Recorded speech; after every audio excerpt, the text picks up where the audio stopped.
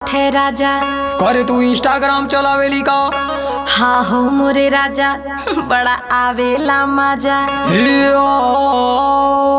कमीनी तू ये सब छोड़ दे। ऐसे कैसे मैं इंस्टाग्राम छोड़ दूं राजा। अभी टाइम है जाने मन, तू होश में आ जा। इसमें क्या है बुराई आप ही बताओ ना। देखो पूरे गांव में मेरी नाक तुम कटावो ना।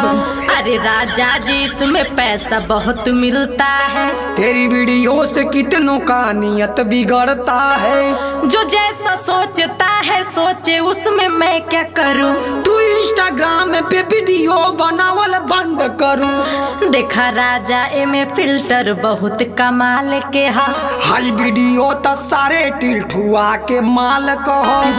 मान जाए राजा हमके वीडियो तू बना